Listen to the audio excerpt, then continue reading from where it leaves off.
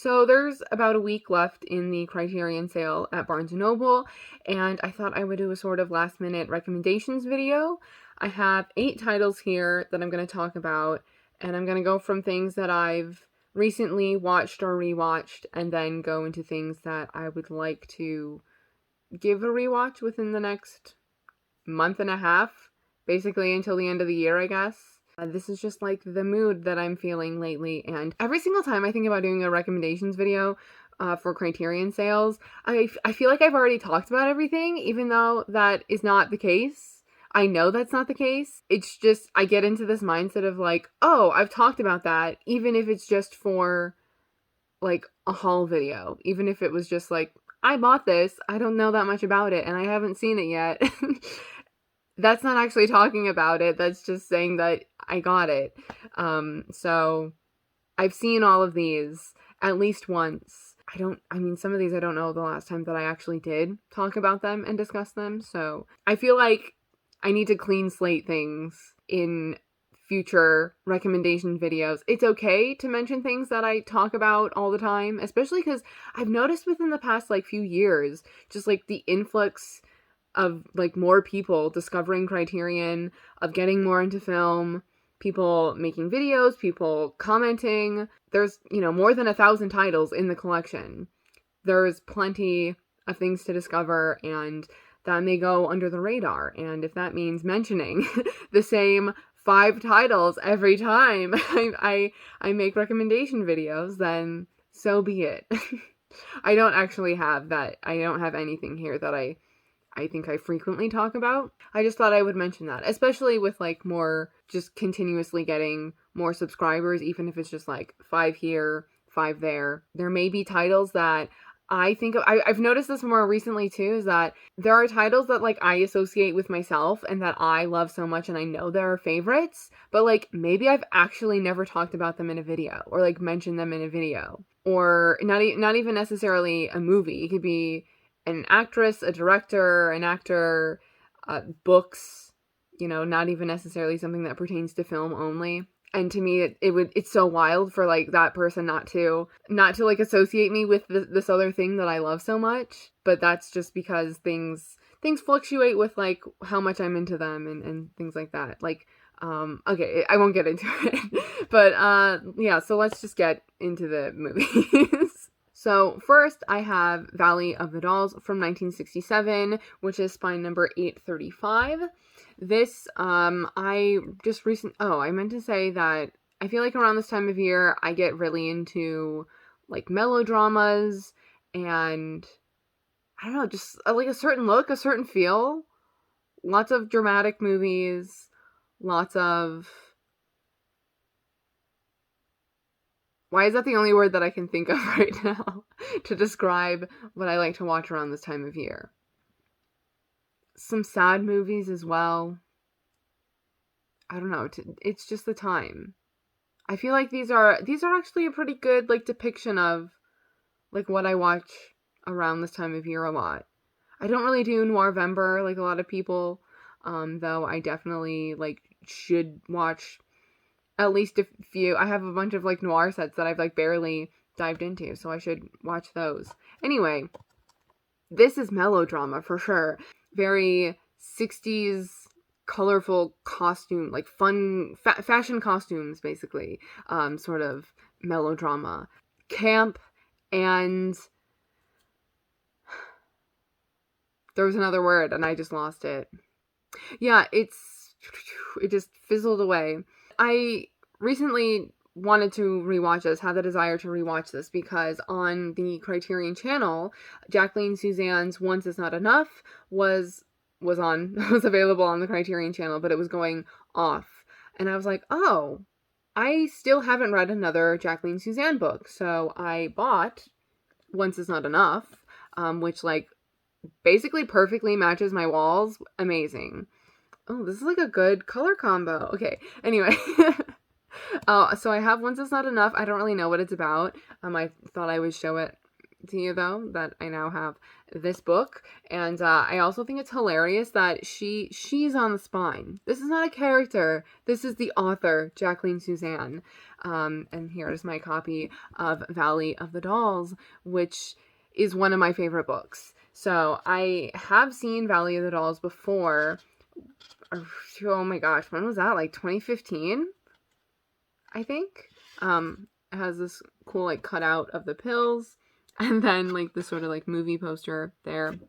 Yeah, 2015 maybe, 2014 maybe, I don't know. 2014, 2015 is when I read the book, and probably pretty soon after that watched the movie, and it just had a lot to like live up to when I first watched it, because I was in that adaptation mindset and comparing the two. And there's just way too much that happens in the book to be a film. It's 2 hours and 3 minutes, and even that is not enough time. But I enjoyed it so much more this time around, this like rewatch, because I wasn't, I don't have details of the book as prominent like in my mind anymore, and I was really just watching the movie as rewatching the movie, if you get what I'm saying. So it was so much more enjoyable, and I think I did like it when I watched it, but I was too caught up in it being different that I was like, well, I can't like this because it's different, which really I don't even think it is. It's just, it has to condense the source material. It has to shorten the arcs of these characters and focus on like certain key points. So you have, I forget the actress's name, Barbara Parkins as Anne, and then Sharon Tate as Jennifer, and Patty Duke as Neely. They are all trying to navigate the world of show business.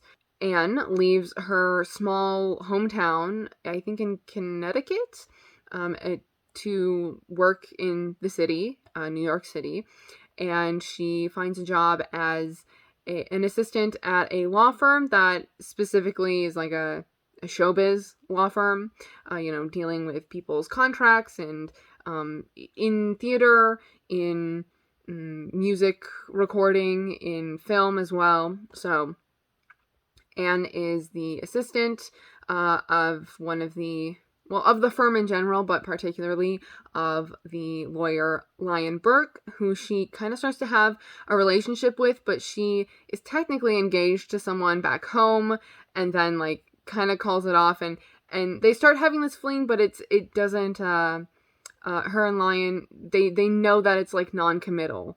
Non-committal, is that the word? And so then Jennifer, well, okay, let's go to Neely. Because Neely is like a client of one of the lawyers that Anne works for. And she is, a wannabe ingenue. She wants to be a huge star on Broadway. And she's talented. She's got a great voice. I actually don't know if Patty Duke did the singing voice for Neely. Whoever it is, it's fantastic. They're great. I just don't know if it's actually Patty Duke. Very talented. She wants to be a star on Broadway. They Jennifer and Neely kind of know each other first, and then they all like become kind of friends. I feel like a friendship isn't really shown in the film, because it really is focusing on them as characters individually, but their lives, and because of their work and stuff, are like intersecting a lot, and they do care about each other, which I wish we had a little bit more of in the film, them being together and them really showing how much they care about each other, even when they are fighting, even when there are other ups and downs in their relationship and in their lives. But anyway, Jennifer is the character that she has a beautiful body, but that's kind of like all she's seen as, and that's all she like thinks of herself as. She knows that she doesn't really have any talent, but she comes from a poorer family, and she knows that she can use her body to her advantage in show business. So she is working in that way, but she also wants to find someone who loves her for herself and wants to start a family. So they're all striving for these desires but also being chewed up and spit out by the showbiz industry, by other people who have been around for much longer, by the stress and pressure and scheduling and expectations of what everyone is putting on them, particularly Neely. Neely is the character that definitely has, like, the most, well, I don't know, maybe you can maybe say that for Jennifer as well, but Neely in particular has this, like, very dramatic, very, well, I mean, it's called the Valley of the Dolls for a reason. I was gonna try to make, I don't know, I just keep thinking of this visual in my head, but I guess that's, like, the valley. That is her arc, is just this sort of downfall that ends up happening in a way with her character, and they all, at some point, deal with drugs, hence the title Valley of the Dolls, because dolls was a slang word for pills. I really don't feel like it's used that much, that often anymore. It's very much a, swinging 50s and 60s sort of thing. But Neely is the character that deals with this the most, because she does become a big star, and with all that pressure and the scheduling and things that she has to do, it's a lot of ups and downs, this sort of, like, roller coaster of, like, uppers and downers, and being awake and having energy in the day, and then being too wired to be able to fall asleep, and so you take a sleeping pill, and then that knocks you out, and waking up and you're groggy and you need something to get your energy boosted, and then it, again, just that cycle. And she starts drinking a lot as well. I definitely think this is the movie that I, like, feel like I have the most to say about, but I don't know how long I really want to go on, like, talking about it. Valley of the Dolls by Jacqueline Susann was, like, very scandalous, and I wonder if there's, like, a word that I can't think of right now. Yeah, it was very scandalous. She talks about a lot of, like, taboo subjects that a lot of taboo subjects are, like, included within the story, and it was kind of panned by critics, I think both the film and the book, yet audiences, like, loved both of them. So I think that's really interesting, and that definitely has to do with, like, the time that the book and the movie came out. I'm pretty sure the book was actually published in 1966, so just the year prior to the movie being done. And obviously, like, with the premise, you have Hollywood and showbiz, theater, drama, you have lots of things that Jacqueline Susann actually, like, experiences that she had in her life in trying to be an actress, and showbiz people that she knew.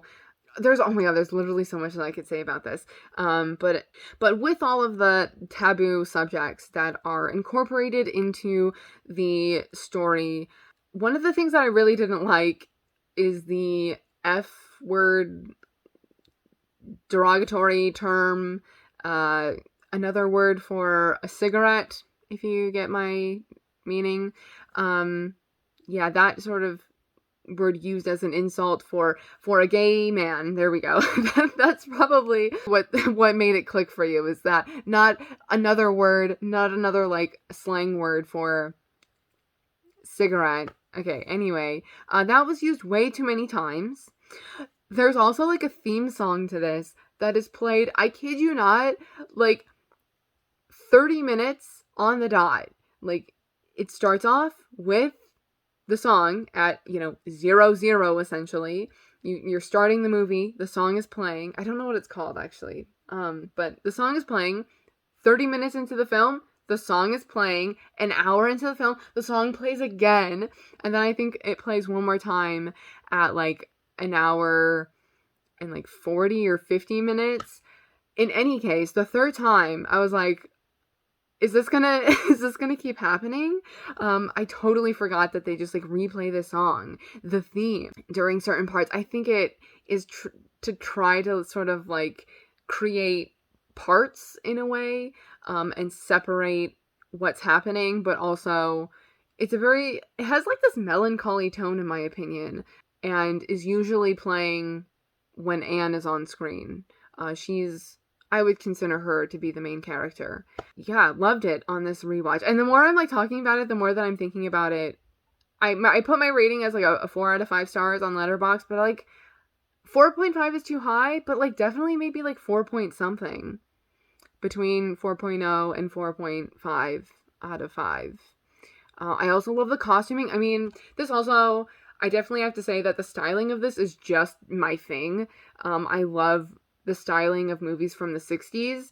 Particularly like 67 actually is a big year for that as well, because I love the styling of like Belle de Jour, which is also from 67, but this also has costumes by Trevia, who is probably most well known for costumes that he did for Marilyn Monroe in Fox Pictures, so The 7-Year Itch, The Dress, Gentlemen Prefer Blondes, How to Marry a Millionaire, There's No Business Like Show Business, all of those he did Marilyn Monroe's costumes, and I mean those are some of my favorite costumes just when I think about costuming, especially in the more like classic Hollywood sense, and this has great costuming, great fashion.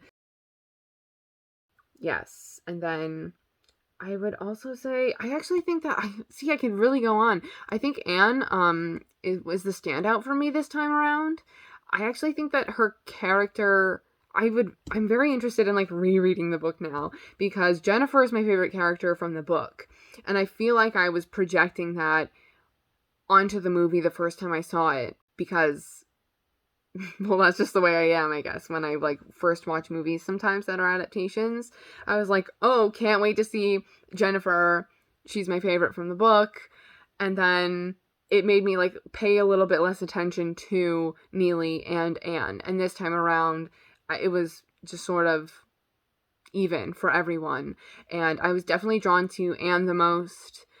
Jennifer, I mean, her story gets cut the most, I feel like. She definitely seems like the third character, the third main character. It's also just so sad to, like, see Sharon Tate, like, playing Jennifer, but she's really good in the role. And, I mean, Patty Duke is incredible as Neely, but Neely gets on your nerves so much. Oh my gosh. And also in terms of the special features, I really liked the interviews with writer Amy Fine Collins, and there's one interview where she talks about Jacqueline Susann, the author of the novel, and then also talks about the costuming of the film. So, yeah, I thought the supplements on this are very good as well. So, there's me talking about Valley of the Dolls for literally 20 minutes. Okay. Next, we have another showbiz title, All That Jazz, from 1979. Oh, I'm going to say Valley of the Dolls is American. It's in English. All That Jazz is also American and in English. This is by number 724. I meant to get, like, a little bit more variety in terms of the films here, but we're really just going with, like, English and French films. So, All That Jazz, this was amazing. I actually started off, like, not loving it that much, and it wasn't until, like, more musical performances were being integrated into the film and were this other, like, production was happening at the same time as what was happening with the characters, the sort of, like, parallel production that's, like, in his head in a way, and that's, like, telling his story and is, like, how he's thinking. I'm trying to think of the right way to phrase this, is how he's thinking of, like, the other characters, like, dealing with the relationships that they formed and his possible death. So, All That Jazz is about a Broadway choreographer, director, and he's working on his next show, but he has a heart condition or something. Things are wrong with his heart, and he is probably going to die if he keeps up this routine, these bad habits of, smoking and drinking, but also the stress of choreographing and working on a Broadway show, a production. And he's also, like, editing a film that he directed. Yeah, that's in the process as well. And so he finds out that he's like probably gonna die if he doesn't change his life in this very dramatic way, or take a step back from things at least, isn't as hands-on. And it has to do with him like sort of coping with this, but also like kind of accepting it at the same time, because this is what he loves to do. It's what gives his life meaning. And the other characters are also sort of like processing this and just handling it as best as they can. I would say the other like three main characters besides Joe Gideon is his, I didn't actually like connect this. I think I didn't notice it at first. I think like one of the other dancers is his ex-wife, but I like didn't connect that was her. I was thinking that his ex-wife and this like dancer chick was a separate character, but I think they're the same person. Anyway, this dancer person, his daughter, and his girlfriend.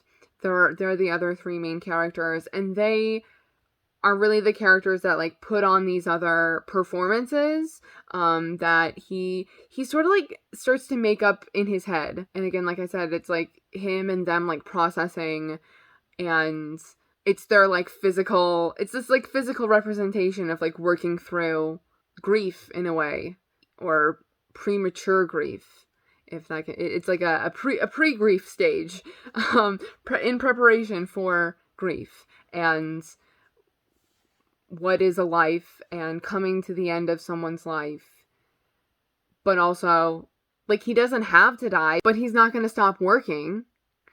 So, yeah, I loved those performances. There's also, like, the performances of the production that he's, like, working on, which was very interesting. Not what I was expecting. And I really loved the editing, especially just as the film kept going on. I started this and I was thinking, like, maybe depending on how the rest of the film went, it would be, like, either a 3.5 or a 4.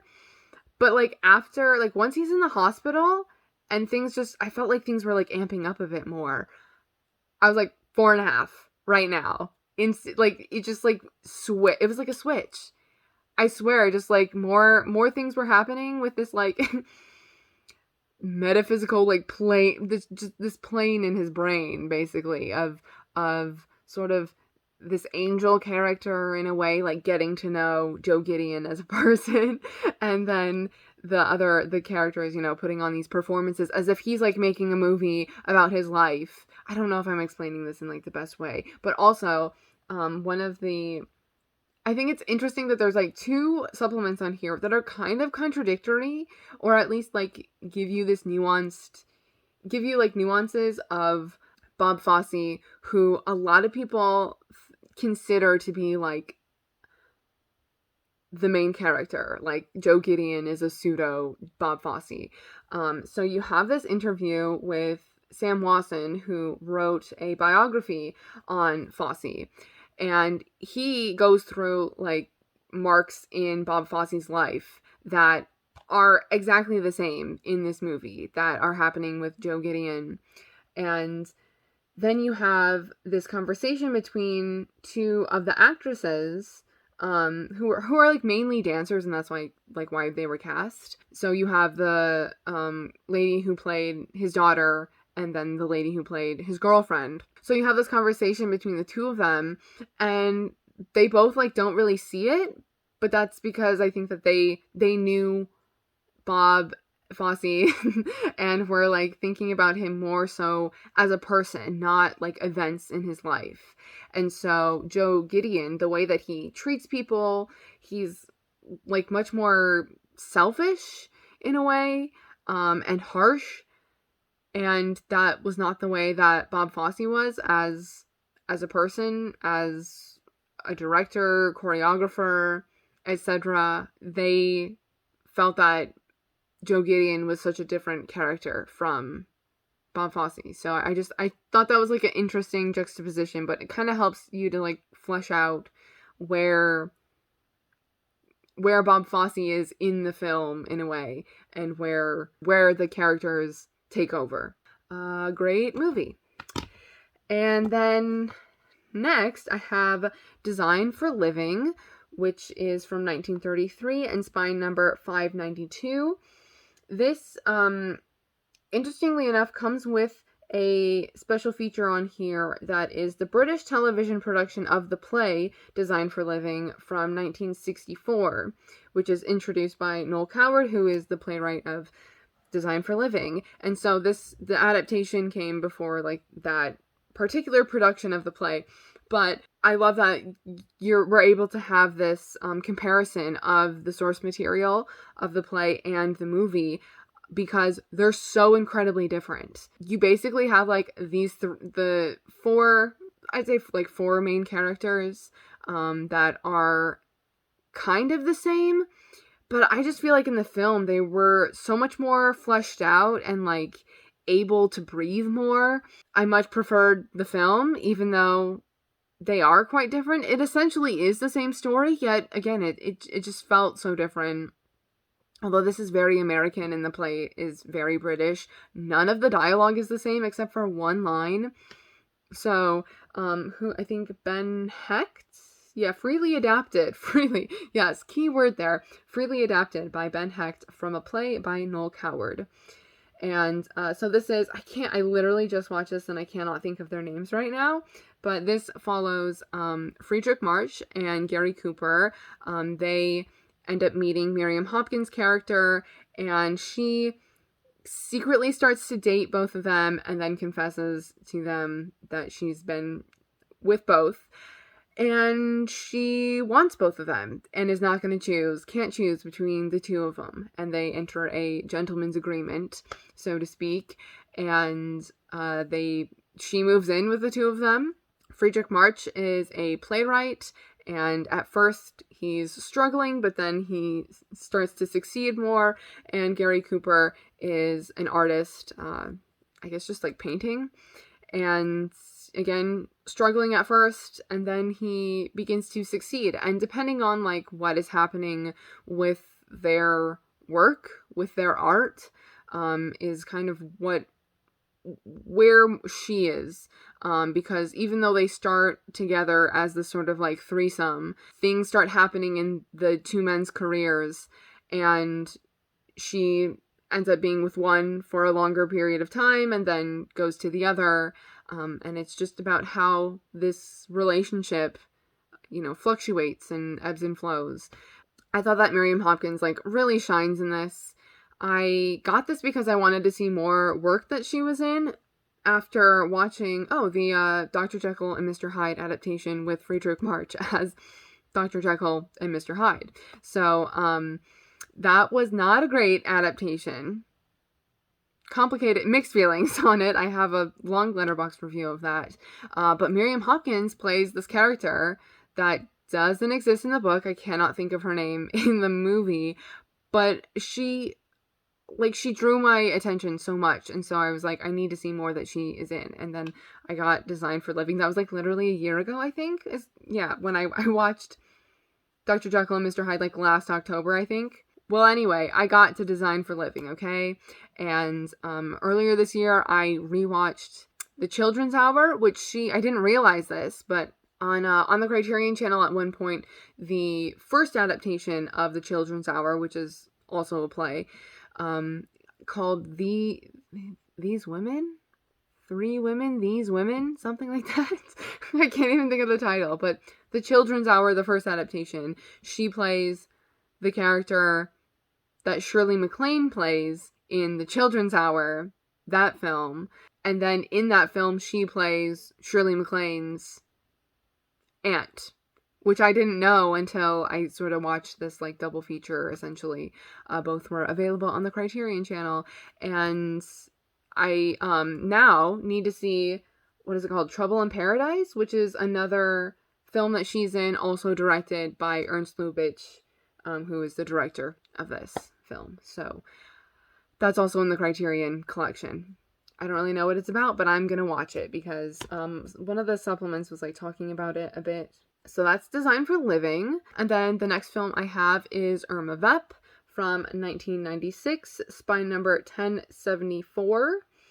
And I I got this during the flash sale, so I haven't like hauled it yet. I'm probably just gonna do like a whole video soon-ish of some things that I've gotten from recent sales and just like combine it all into one video. So sneak peek, I got Irma Vep from the flash sale back in October. In October, I watched Les Vampires, directed by Louis Feuillade, and this was a serial from 1915 to 1916. And this was so good. Oh my god. Like, it might be like one of my new favorite things. Like, I might have to add it to like my favorite films list. I was really not expecting to love it so much, just because silent films are kind of like hit or miss for me. I don't know. The engagement varies a lot. Even on like rewatches, like I loved Metropolis the first time I saw it. On a rewatch, I like did not want to be watching it. I was like kind of bored.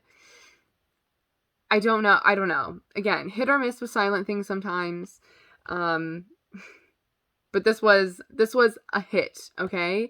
Like 4.5 stars total is what I'm gonna give it. I've been meaning to like write a fuller review of the entire serial on Letterboxd. They have it available as like one thing, but then also you can like, you know, do things with the episodes individually, and there's 10. Yeah.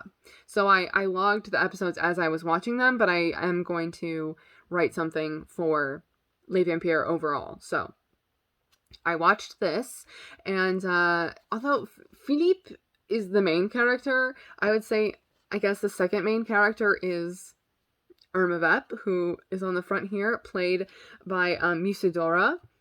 And so then you have Irma Vep, the movie, where a remake of Les Vampires is being made.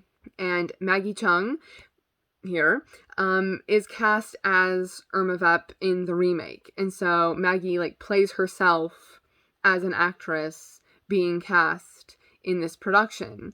And it very much is about the production, her arriving, and everything is very hectic, very messy. The director also ends up being kind of like flaky and having this, I don't want to say like breakdown, because I feel like we don't really see it, and he just sort of like disappears part of the way through the film. Sorry, I'm trying to like not get those lines here, but I don't think that's gonna happen.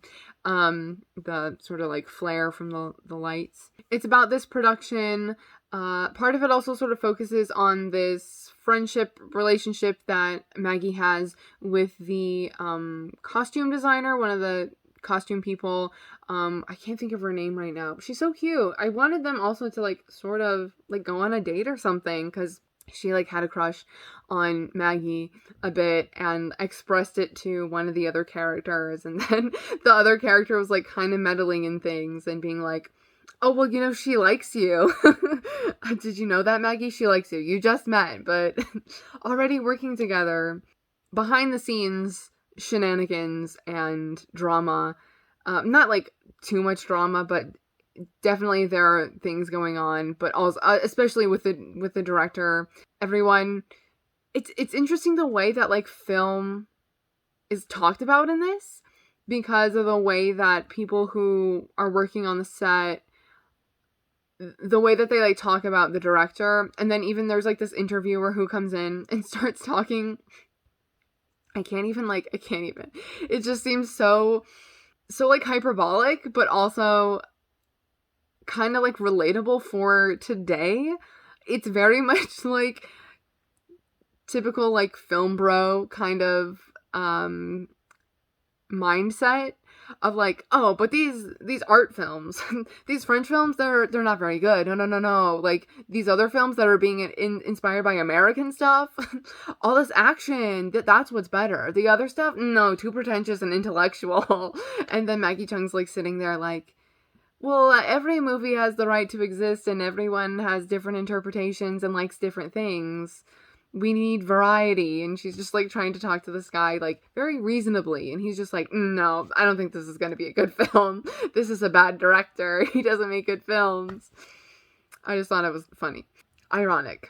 So, that's another thing that happens, and I'm just like randomly talking about this. I also really like this one scene in it that, it's like Maggie's getting more into the character of Irma Vep and like being a burglar. Oh yeah, she's a burglar.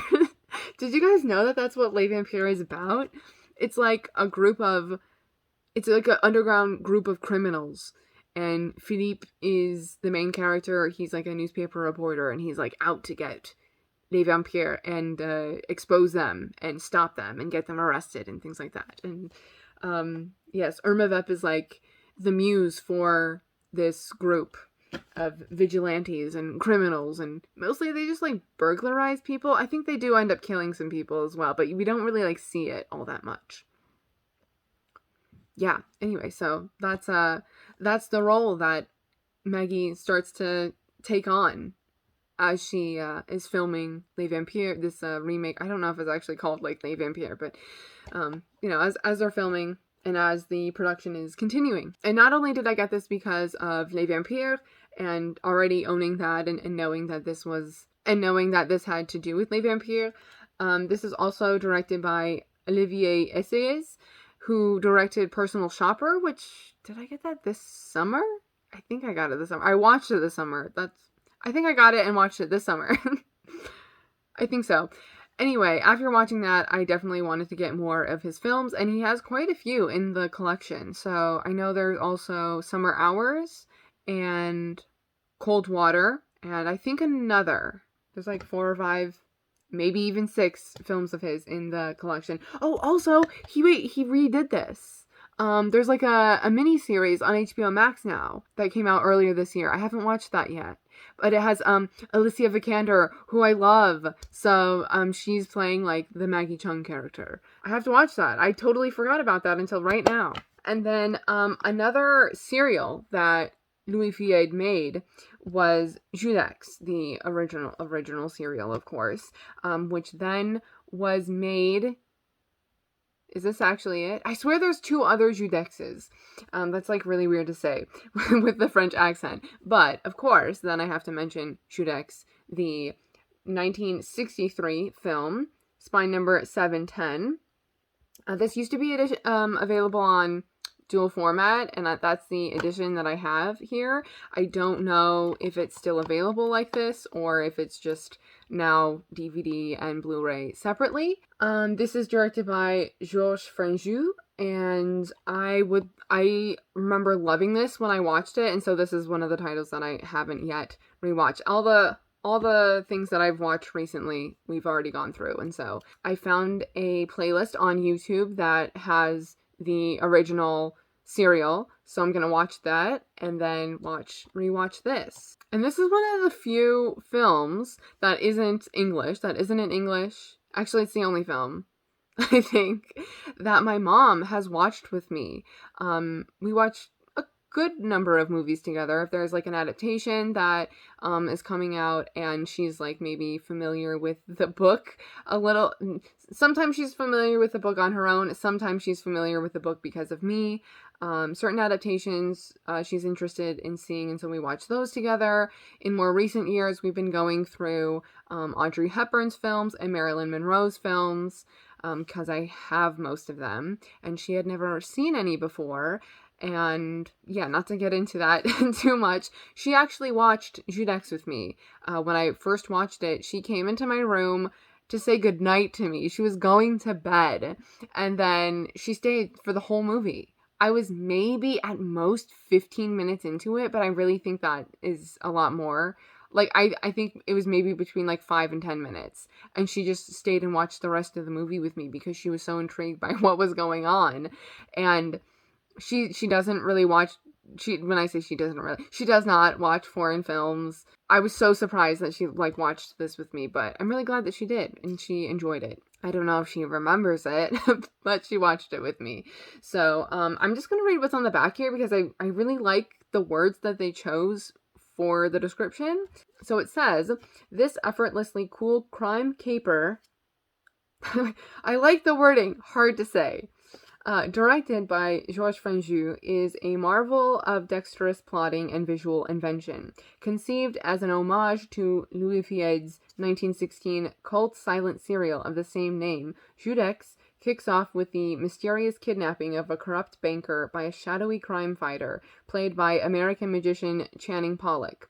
and spins out into a thrillingly complex web of deceptions. Combining stylish 60s modernism with silent cinema touches and even a few unexpected sci-fi elements, Judex is a delightful bit of pulp fiction and a testament to the art of illusion. That's so perfect, because like really the combination of like stylish 60s modernism and silent cinema touches, I swear I had to like recheck what the year was on this, because it does not seem like a 60s film in my opinion. It seems like it's maybe from the 40s, I think.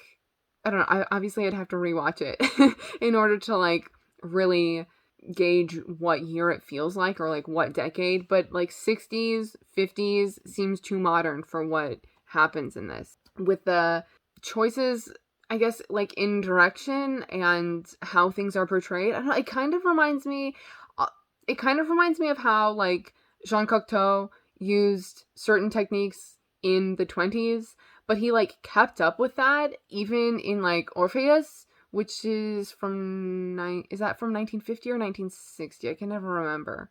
But even, 30 plus years later, and what, Testament of Orpheus is like a 70s movie, right? Or like late 60s? I don't know, clearly. But like decades have passed and he's still using these same sort of like techniques and ways of presenting things and representing things on screen. And that kind of gave me the same sort of feel. So I feel like if you like Jean Cocteau and his like style, that you would like Judex as well. And I'm really excited to rewatch it. And that's in French, by the way. Irma Vep is in French with some English. Judex is in French. And the next one is also in French. And I thought that I would mention this because I wrote down things to mention, then I haven't been using it. Oh yeah, the 4K release of Three Colors is coming out, has been announced. And so from the same director, Krzysztof Kieślowski, is The Double Life of Véronique, which is a very dark. I really wish this was like a little bit brighter, like a little bit more exposed, because it's so dark. You can like barely see the title. Or these like there's bubbles, which I really like here. And so this is from 1991, spine number 359, and this is in Polish and French. So this is, if I'm remembering correctly, again, I'm thinking about rewatching it, but if I'm remembering correctly, I think it starts off with Veronica in Poland, and then she sees Véronique, or Véronique sees her, and they just cross each other's paths like one time, and they look exactly alike. They're both played by Irene Jacob, and then it kind of just focuses on Véronique's life. But you see these two girls who look exactly the same, and these different lives that they lead. And in particular, Véronique starts a relationship with a man who is a puppeteer, and one of my favorite scenes in this movie is like the puppet show that he puts on with these sort of like marionette looking puppets. I just think it's so beautiful, and I'm really, if I do get around to this, that's going to be the part that I'm looking forward to the most. And honestly, that's like all I have to say for this. It's been quite a while since I've seen it, and I think that was even before I watched the Three Colors trilogy. And I haven't seen like the Decalogue yet, and I think there's one, Blind Chance, is that what it's called? I think there's another movie on Criterion that is also from Kieślowski, but I haven't seen them. Just Three Colors and The Double Life of Véronique. And then for the last two, again, these are more like holiday sort of feeling films, good around Christmas time. From 1990 is Metropolitan, which is spine number 326, directed by Whit Stillman. So this is available in, I should have brought it in here, but I have the Whit Stillman trilogy. It's like an informal thing. It's the same sort of, I'm trying to think of another set. It used to be... there used to be like a Hitchcock set available, and it's just basically like the individual releases. Just pretend these are the other two. It's Metropolitan, Barcelona, and The Last Days of Disco. They basically just put the three movies like in a special box. It's literally just like a slipcover box, and that's it. But I have that, and is my favorite of the three movies. And he reuses a lot of the same like cast members, which I think is interesting. And I always like seeing when a director works with this, even if it could be like the same actor or actress, it can be literally just like one or two people, or it could be like a whole cast of people, sort of like Wes Anderson like uses so many people, and he just keeps adding to the list of like actors that he uses recurringly. Hilarious. So anyway, Metropolitan is about Tom, who sort of, interestingly enough, I keep on wanting to phrase this as if I'm like talking about The Secret History by Donna Tartt, which I feel like is actually a good comparison, except minus murder and minus like all the characters being kind of unlikable. But I feel like the pretentiousness of these characters is very much the same. And in here you have the character of Tom kind of infiltrating his way into this group of people that does he go to school with them? See, the details of this I'm like a little fuzzy on, so the rewatch will help. He starts hanging out with these other people who are of high society, which he is not, and they're really just talking about like their society and their culture and other sort of like highbrow things, or I don't know, like not even really that highbrow of things. Like they talk about here on the cover that is supposed to be Tom, and that is Audrey, who they more so like strike up a friendship compared to Tom and the rest of the characters, but he like totally has a crush on this other girl and is really only thinking of Audrey as a friend, but like Audrey kind of likes Tom as more than a friend. Part of their friendship is through like consuming the same media, particularly literature, and Audrey's, I think it's her favorite book overall, and not just her favorite Jane Austen.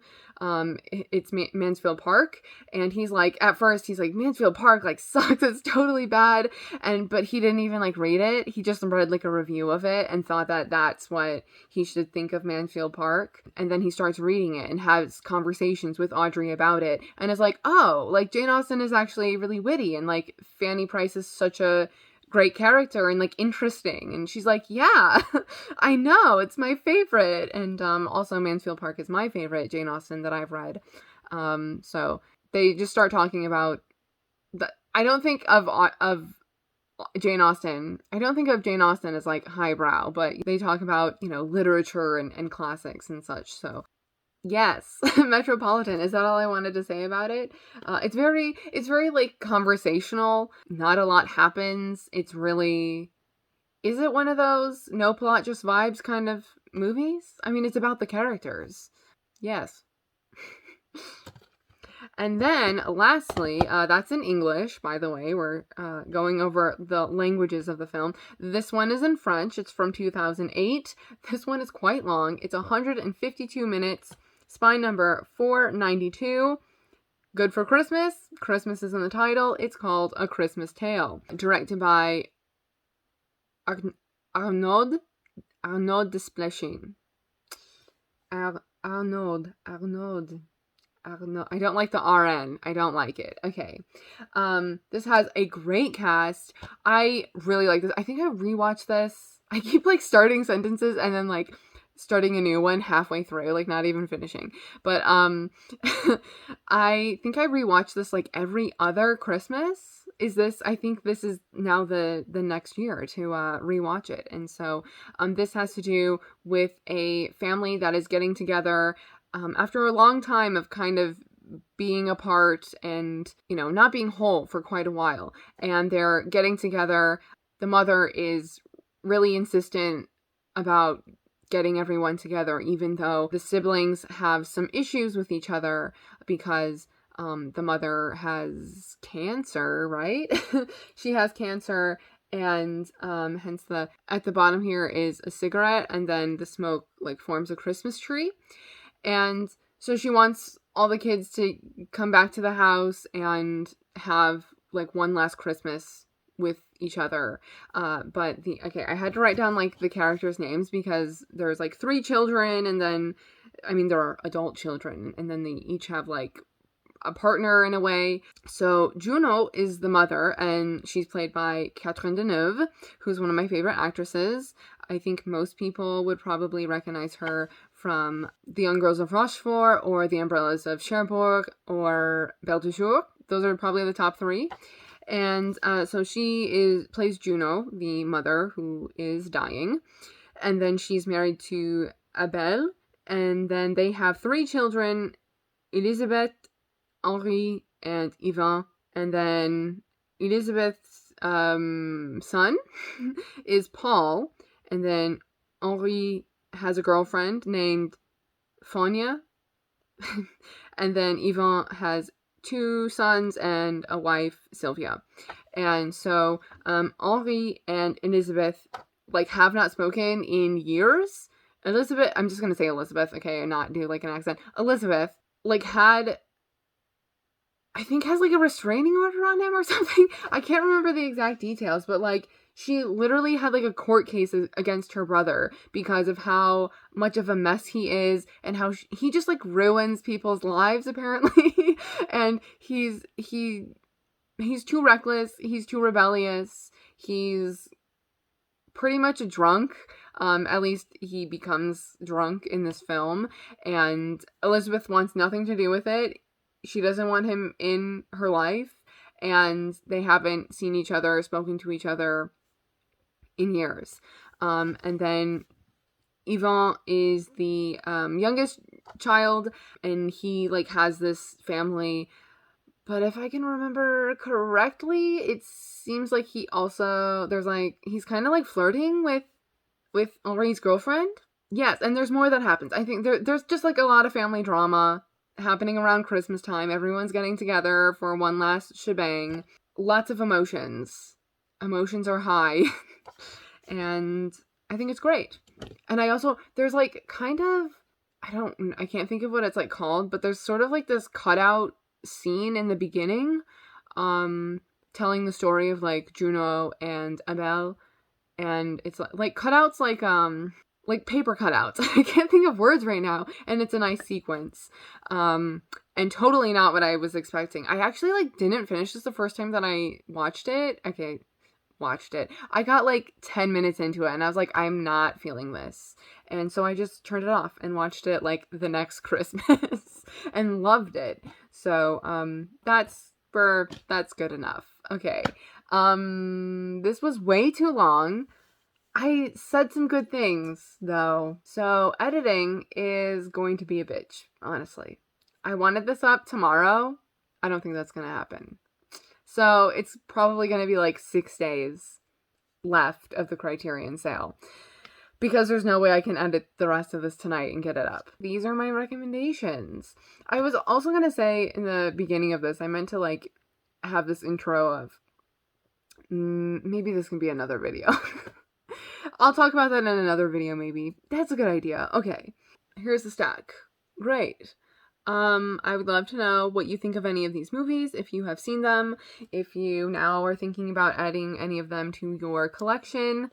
What have you gotten? Do you have any recommendations for me?